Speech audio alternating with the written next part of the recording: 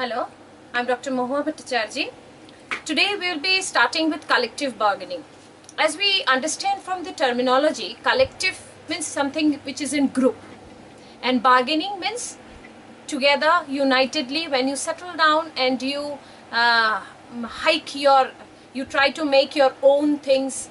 Suppose when you go to the market, it's a general example that when you go to the market and you say that the seller says that no, I'll be giving it in 100 rupees. You say no, it is 90, I will give you 90, 95, 80.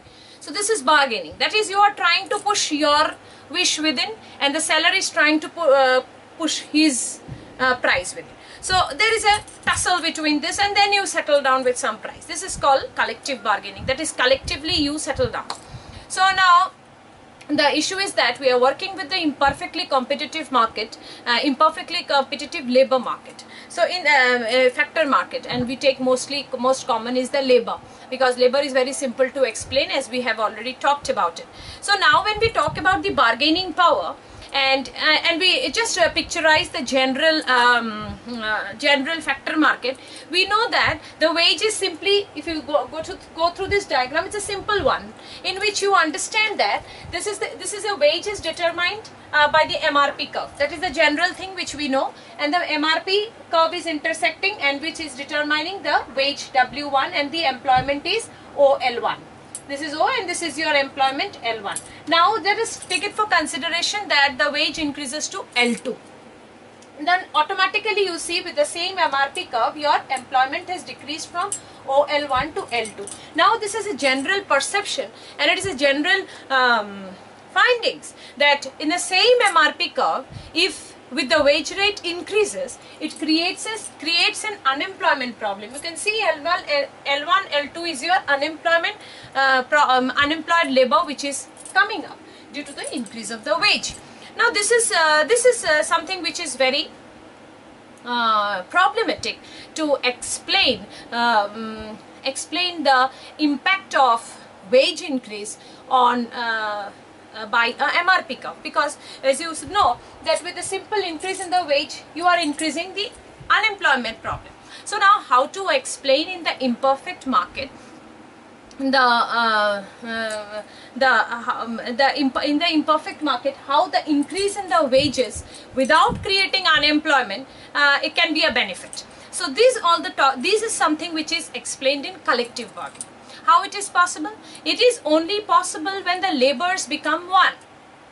That is, when you have to bargain, you need to become one. So when you interact a seller, you are simply a buyer. So in the same way, in the factor market, the labor has to become a one, and then only this issue of collective bargaining stands. Otherwise the labor market, that's why it is said that in an unorganized market, that is in unorganized sectors, when the laborers are not united, they get exploited. Their MRP, their VMP, their wage is always lower than the VMP, which already we have explained, that is of exploitation. Now we are coming out with a solution for it, and for this solution it is said that when you are one, you are united, you are with a union, then there is a choice, then there is a chance to think of something alternative. Then what will be the alternative? At that case, when there is a trade union and you become one, then it is a case of generally a monopsony facing a monopoly, because all the laborers have become one and they have monopolized themselves, and all the buyers who will be buying you have become the monopsonist. So that's why an interaction of monopoly and monopsonist sort of, when there is a trade union sort of. And so in the imperfect market, it is said that suppose in an oligopoly, or it is in the oligopoly form of market, or in the monopsony form of the market, or in the monopoly form of the market, when this kind of interaction is there, and the one side there is a trade union working with you, then there is a chance of going somewhere else rather than creating unemployment problem. What will be the issue at that time? At that time it is said that the wage will be going up. MRP is your original. You can shift your focus now to this diagram, and you see that your W1 is your equilibrium, your original equilibrium.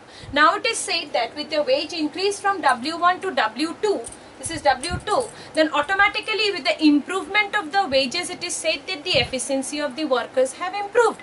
They have become much more efficient now, because they are getting more wages, so they are more committed to their work. So automatically what will happen, they will not work along the same MRP, they will be going to a higher MRP. So their marginal revenue productivity curve itself will shift towards the right, and with the increase in the wages, and so the employment will become increased. Now this is the case that it is also said that the employer will not only make the laborers efficient by giving the wages higher, they will also create some additional benefits and additional situations with technology or with other benefits by which the laborers can produce more. So in this case, what will happen, automatically the MRP curve will be shifting, and now since the wages has also increased, the productivity has also increased, so the employers will try to push this extra pressure which has been imposed by the trade union by the increasing their wages without creating an unemployment issue. They will push this price rise to the consumer. So this is something, and the consumers will have to pay this increased price. So what has happened with this entire scene, this entire scenario has pushed the price above. And what has happened, the producer has also increased the efficiency of the labor, and producer has also increased the output of the from the unit, and this entire thing is done without creating unemployment. But yes, the burden of these increased utilizations by paying the higher wage is pushed towards the consumer with the price rise. So now this is something which is done by the collective bargaining and by the trade union. So this in this situation, as we understand that in this situation, with the successful movement of the MRP curve, we see that in this the wages does not move along the MRP, but the increased wage will make the MRP shift from its original, by which the employment will increase with the higher wage, and so it will not move along the same MRP, but it will take the MRP towards the right, creating a higher wage and more employment with an increasing efficiency, pushing the price rise to the consumer. So this is something which we said that. So if we sum up together the entire outcome here, we see that the imperfect competition generally leads to unemployment, which I have said, if we go only by the MRP.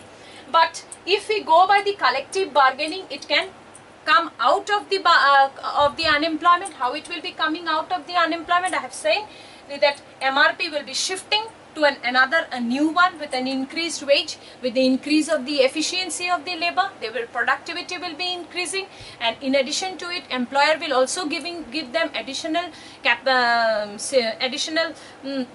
resources so that they can produce more, and so automatically they will be lead to more employment, and so there will be no more movement along the marginal productivity, but they will move to the higher MP. So this is something which we have discussed, and which explains that the bargaining power in the theories of imperfect competition.